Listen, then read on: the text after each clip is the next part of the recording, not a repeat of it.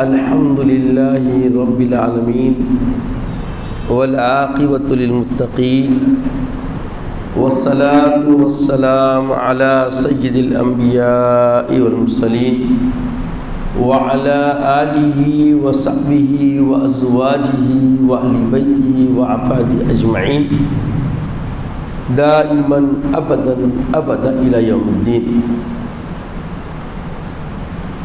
اما بعد فاعوذ باللہ من الشیطان الرجیم.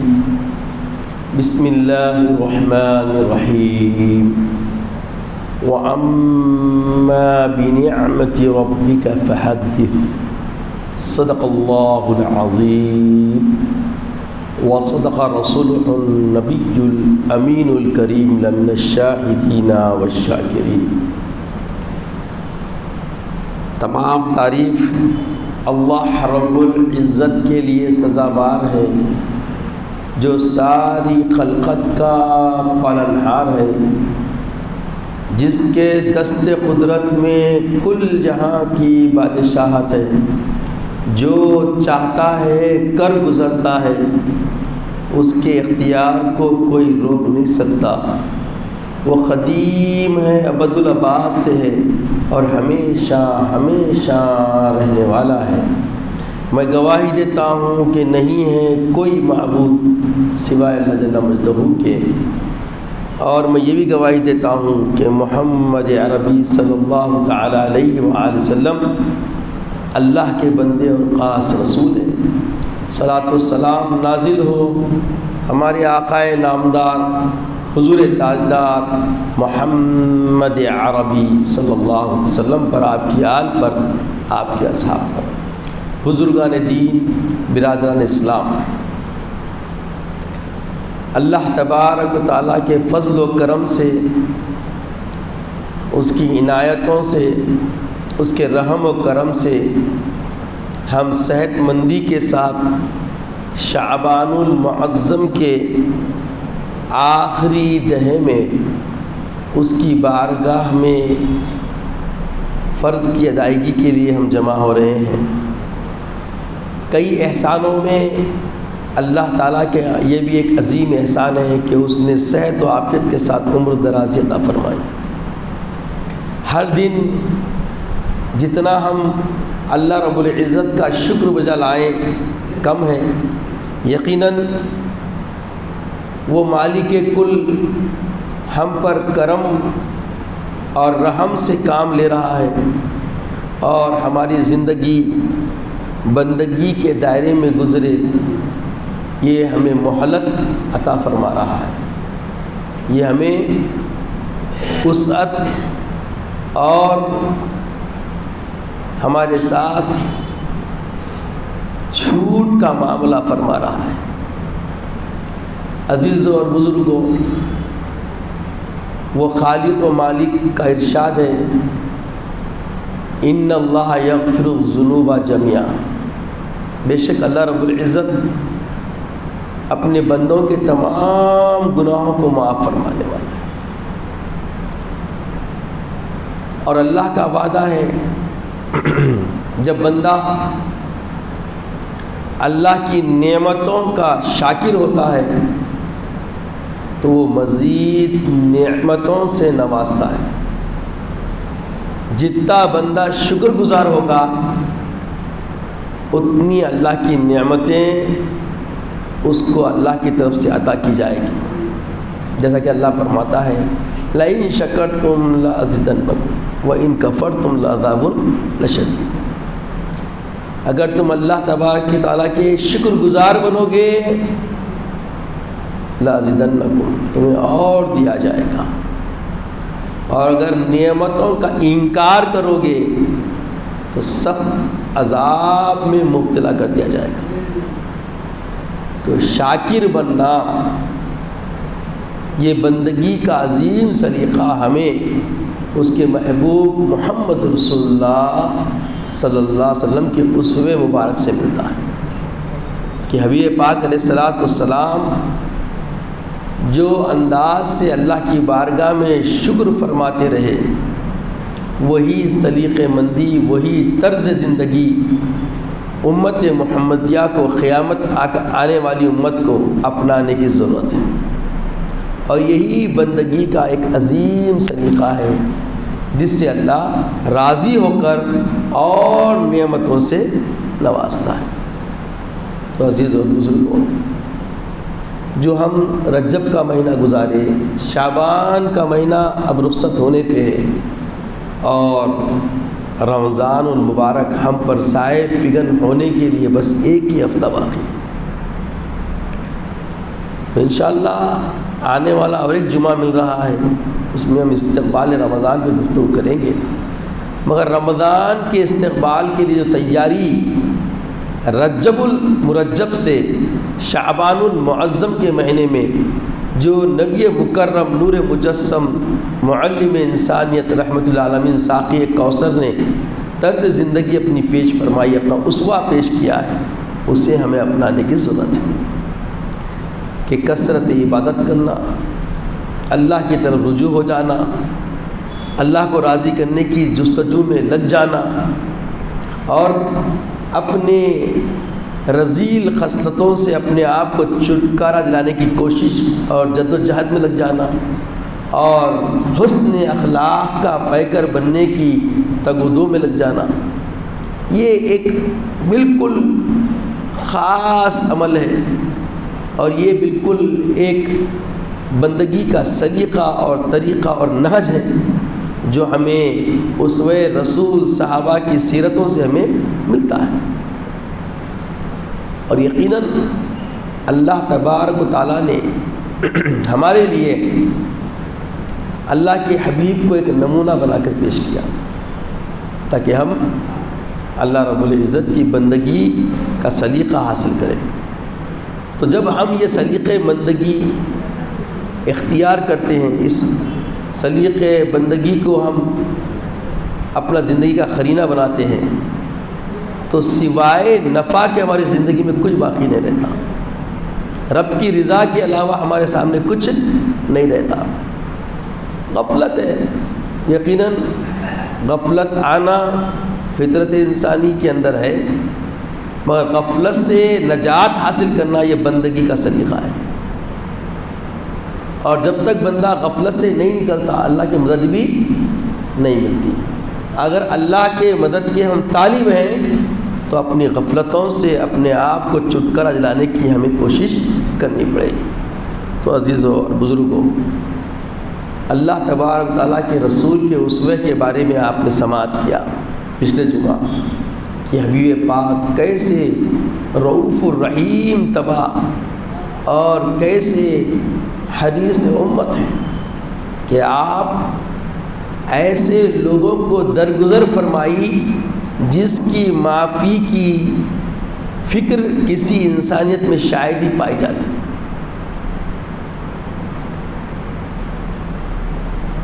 ابو سفیان کو معاف کرنا یہ آسان بات نہ تھی،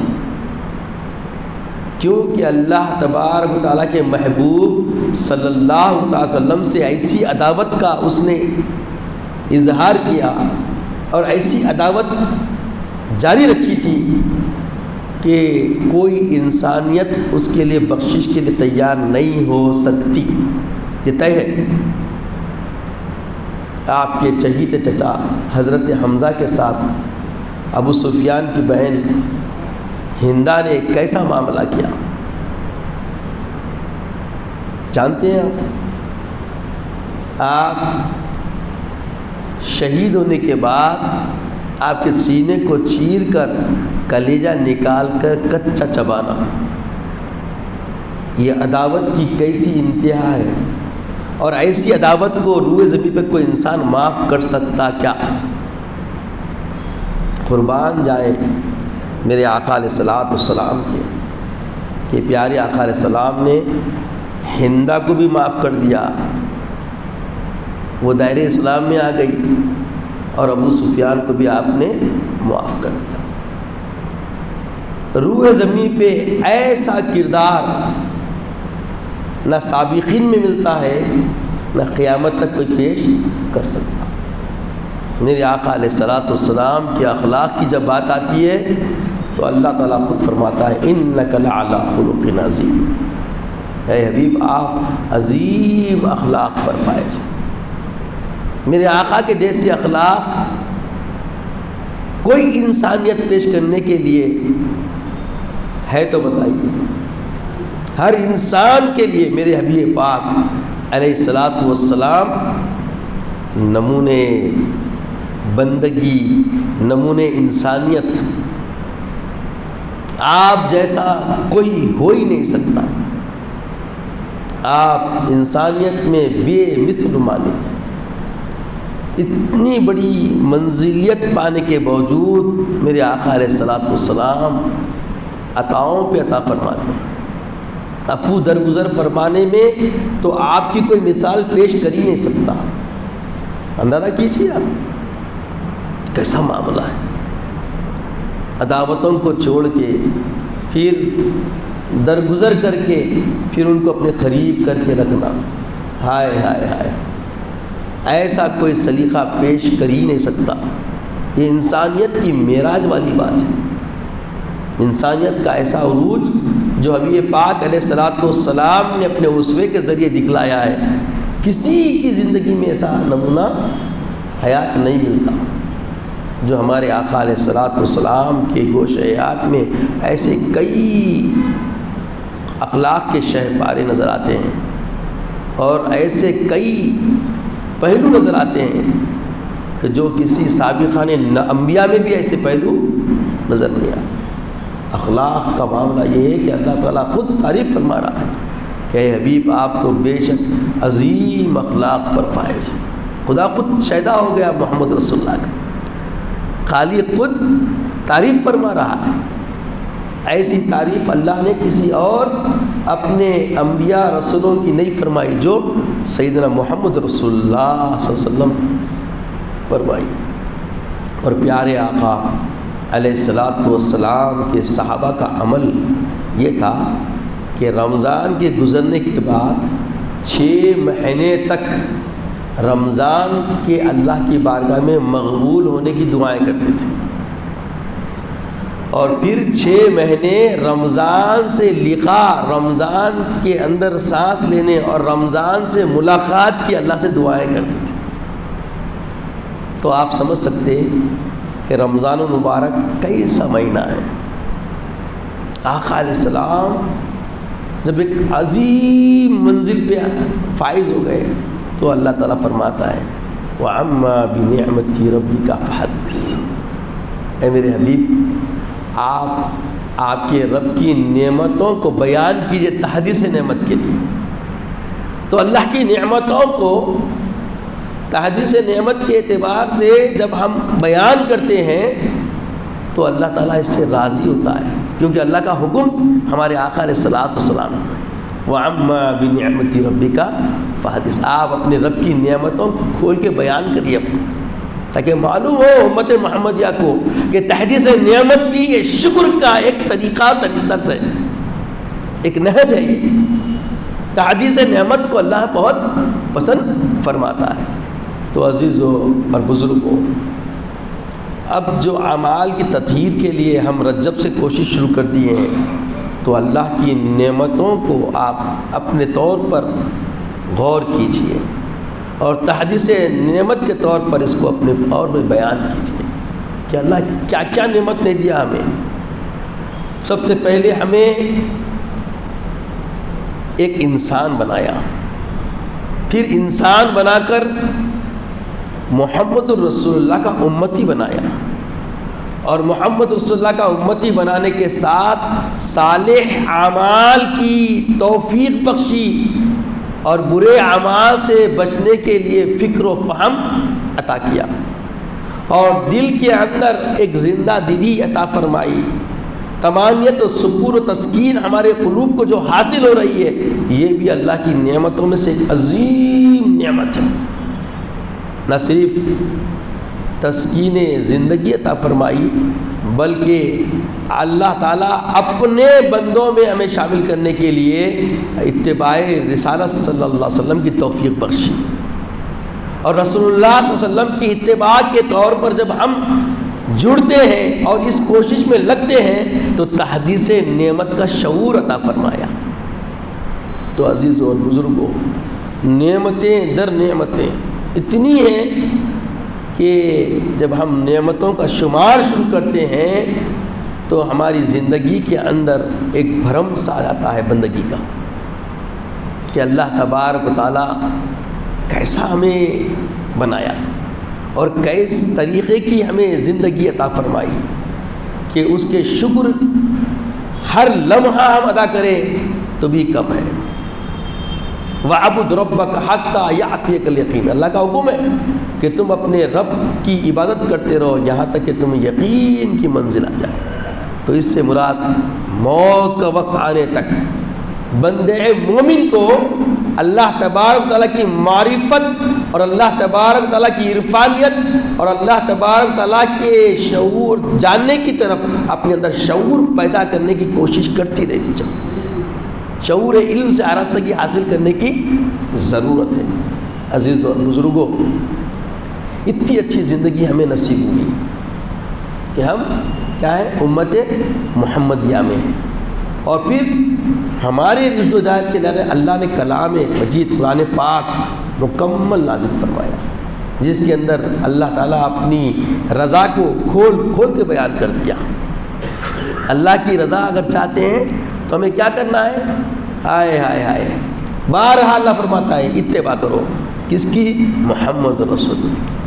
اور پھر اتباع کیسا ہونا؟ رسول کے اسوے کو دیکھ کے اپنے آپ کو سنوارنا۔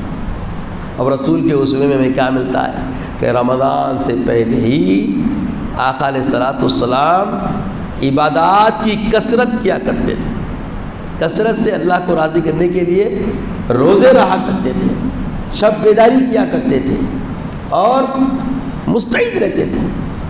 تو عزیزوں اور بزرگوں، ہم جو غفلتوں میں آ گئے ہیں، جو ہم جینے کے لیے غیر ضروری کاموں میں ہم ملوث ہو گئے ہیں، نہ جانے ہم کتنی دور چلے گئے ہیں رضا کے راستے سے، لوٹنے کے لیے، اللہ کو راضی کرنے کے لیے ان لمحے بابرکت سے بہتر زندگی میں پھر کوئی اور لمحہ آنے والا نہیں۔ شعبان المعظم کے مہینے میں ہم سانس لے رہے ہیں، اور رمضان بس پے در پہ ایام کے دور پہ ہمیں نصیب ہونے والا ہے، چند ہی دن میں رمضان ہم پر آنے والا ہے۔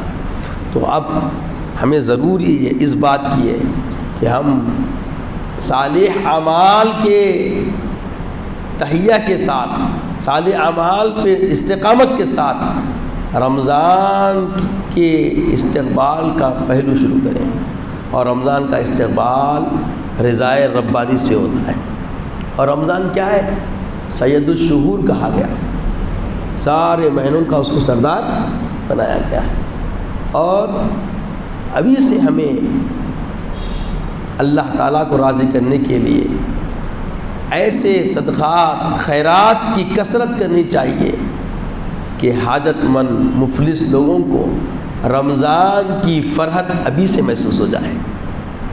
رمضان کی فکر جن جن لوگوں کو ہے، اللہ والوں کو ہوتی ہے، تو ایسے بھی لوگ ہیں جن کے پاس رمضان کی تیاری کے لیے حالات کچھ مختلف رہتے ہیں، تو کثرت صدقات اور خیرات کا جب معاملہ اہل ثروت کریں گے تو اللہ ان کی روزی میں بھی برکت دے گا، اور پھر ضرورت پورا کرنے کے عوض میں اللہ تبارک تعالیٰ اپنے غضب کے جو پہلو ان پر ہے وہ سرد ہو جائے گا۔ اللہ کے حبیب فرماتے ہیں کہ اللہ کے غضب کو ٹھنڈا کرنے کے لیے صدقے سے بہتر کوئی اور عمل نہیں۔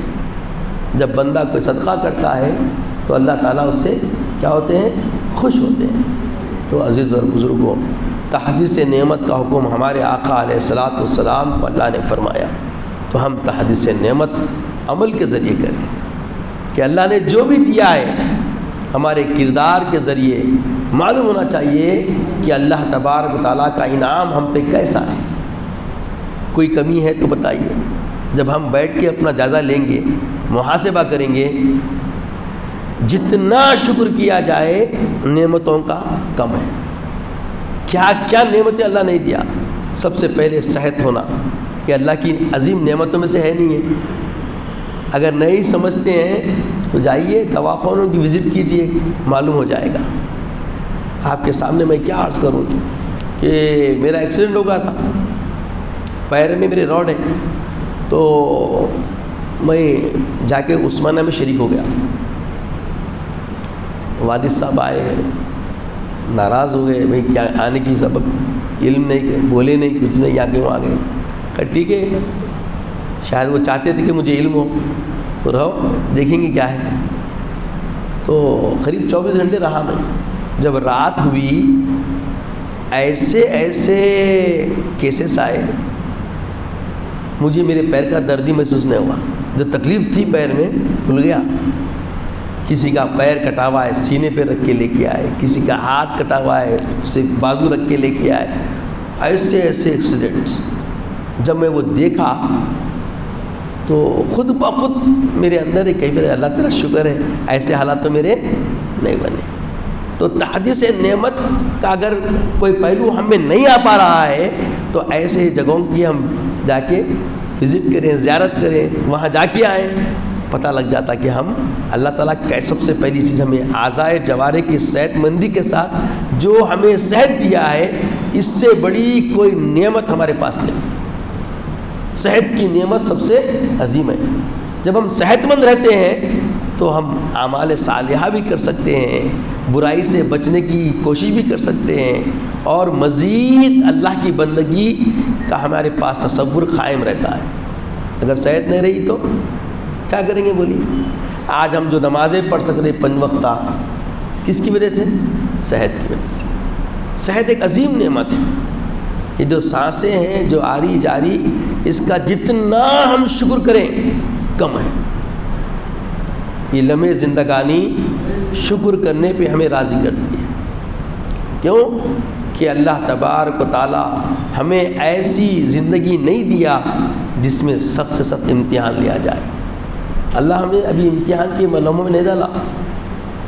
اگر آپ امتحان دیکھنا چاہتے ہیں تو حضرت بلال حبشی رضی اللہ عنہ کی حیات دیکھیے کہ کیسا امتحان ان کے ساتھ۔ ایمان لانا ان کے لیے دنیا تنگ کر دی گئی، دنیا تنگ سے تنگ کر دی گئی، ان کے سینے پہ بڑے بڑے پہاڑ کے ٹکڑے رکھ کر پھوڑے گئے، گرم ریت میں ان کو گھسیٹا گیا تاکہ وہ اللہ کی وحدانیت سے اپنے آپ کو پھیر لے، رسول کی رسالت سے اپنے آپ کو پھیر لے، مگر وہ تھے کہ اللہ احد محمد الرسول اللہ، اللہ احد محمد رسول اللہ صدائیں بلند کرتے رہے اور استقامت کے ساتھ ڈٹے رہے، تب جا کے بلال محبوب خدا رب اور رسول بنے۔ اللہ رسول کے محبوب ایسے ہی بلال نہیں بن گئے۔ عزیز اور بزرگوں، ہماری زندگیوں میں ایسا امتحان نہیں آیا، بس یہ سابقین کے اسوے کو اللہ کے رسول نے کیا فرمایا؟ میرے صحابہ تاروں کے مانند ہیں، اگر تم کسی ایک کی بھی اقتدا کر لو گے ہدایت پا جاؤ گے۔ آئے ہائے ہائے، جامع الکلام تھے ہمارے آقا علیہ السلام۔ تو یہ کلام میں کتنی بڑی ہمارے لیے ایک فکر دی گئی ہے۔ تو بلال حبشی کو آپ دیکھیں، کیسا عشق رسول تھا آپ کے اندر، اور کیسا عمل تھا زندگی کا، اور کس طریقے سے وہ اللہ کی بندگی بجا لایا کرتے تھے۔ آج کوسی نعمت ہمارے سے دور ہے، بتائیے۔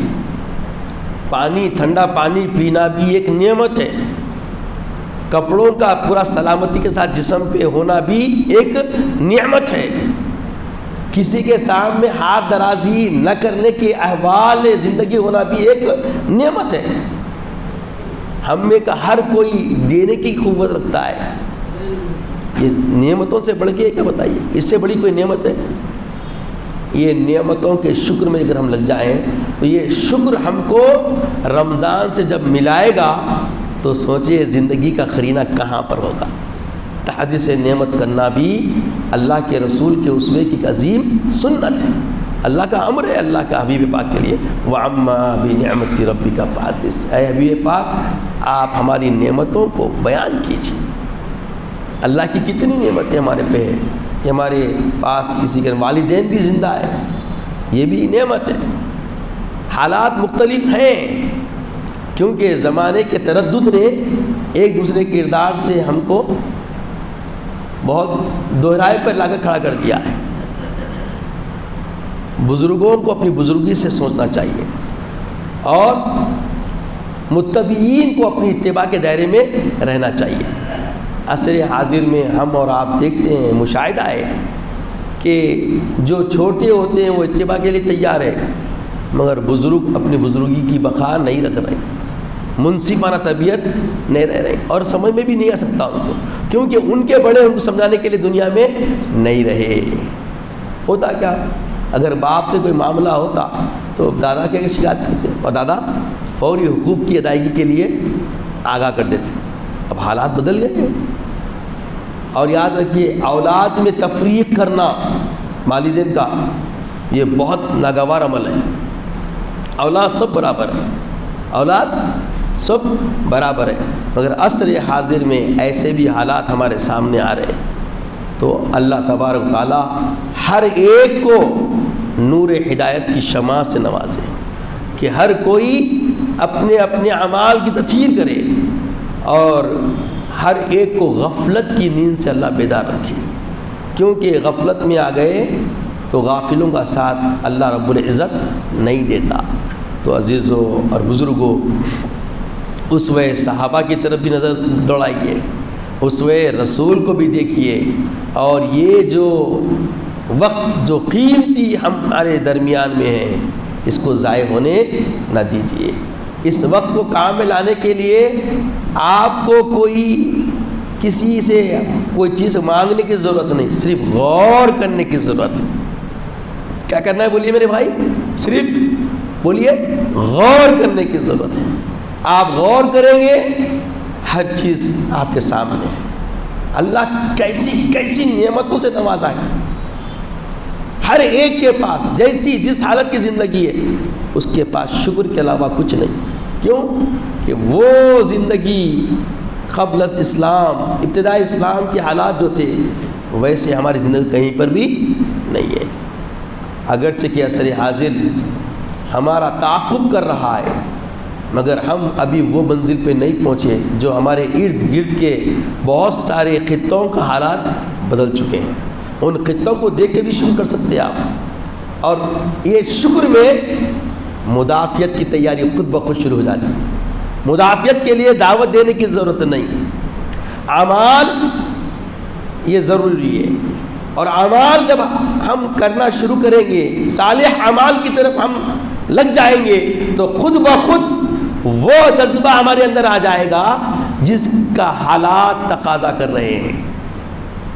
عزیز اور بزرگوں، حق کی پاسبانی کے لیے اپنی جان کی قربانی کرنے کا جذبہ کب آتا ہے؟ جب اعمال کی لذت و چاشنی ہمارے دماغ و دل میں جگہ کر لیتی ہے، جیسا صحابہ کی زندگیوں میں ہے کہ وہ اتباع رسول میں، صحبت رسول میں اعمال صالحات سے ایسے معمور ہو گئے تھے، ایسے جڑ گئے تھے کہ توحید اور رسالت کی محبت نے ان کو جان نثاری کے لیے تیار کر دیا تھا۔ اگر آپ چاہتے ہیں کہ مدافعت کا وہ جذبہ تم میں آئے تو اس کے لیے کچھ نہیں کرنا ہے، اعمال کی تطہیر کیجئے، جذبات عمل صالحہ کی طرف اپنے آپ کو لگا دیجئے، اس کے بعد یہی اعمال آپ کو مدافعت کی وہ قوت عطا کریں گے جس کا تقاضا اس وقت احوال زندگی چاہتی ہے۔ عزیزوں اور بزرگوں، ہم بہت کچھ سنتے ہیں مگر عمل کی طرف اگر نہیں ہے تو اس کا بھی مواخذہ ہوگا۔ یہ جمعہ کا جو معمور بنا ہے، جمعہ عربی سنت ہے نا، اور الحمدللہ ہندوستان کے سارے مساجد میں یہ سنت الحمدللہ زندہ ہے، اور اس کے تحفظ کے لیے کہ خطبے میں اختصار سے کہنے والی باتیں کھول کے ہماری مادری زبان میں کہنے کے لیے یہ جو نہج علماء نے بنایا ہے، یہ بھی ہمارے لیے ایک نعمت ہے۔ یہ بھی ہمارے لیے کیا ہے؟ ایک نعمت ہے کہ اس کے ذریعے ہم اپنی زبان میں سنیں گے، ہر حالات سے ہم واقف ہوں گے، اعمال سے ہمارے لیے آئینے کی طرح ہم اپنے آپ کو دیکھ سکیں گے، کیونکہ کہا گیا المؤمن مرآۃ المؤمن، ایک مومن دوسرے مومن کا آئینہ ہے۔ تو آئینے میں وہی دکھتا ہے جو حقیقت ہے۔ تو عزیز اور بزرگوں، اللہ تبارک و تعالیٰ کے حبیب پاک کی زندگی سے بہتر ہمارے لیے کوئی اور نہیں کہ اپنے آپ کو ہم سنوار سکیں۔ تو اللہ تعالیٰ سے دعا ہے کہ یا الہ العالمین ہمیں نیک توفیق عطا فرما، نیک ہدایت عطا فرما، اعمال صالحہ کی توفیق عطا فرما، غفلت کی نیند سے ہمیں بیداری عطا فرما، عمل کی زندگی ہمارے لیے آسان فرما، بڑوں کا اکرام و ادب کرنے کی ہمیں توفیق عطا فرما، ہمارے رذیل ذلیل جو ہمارا نفس ہے مولا، اس کے حربوں سے ہمیں نجات عطا فرما، اس کی غفلتوں سے ہمیں بیداری عطا فرما، مولا ہمیں اپنے صالحین بندوں میں شامل فرما، اے باری الہ ہمیں اپنے صالحین بندوں میں شامل فرما، عابدین بندوں میں شامل فرما، رمضان کا استقبال کرنے کے لیے وہ قرین حیات عطا فرما جو تو نے صحابہ کو عطا فرمائے تھے، تابعین تبع تابعین کو عطا فرمائے تھے۔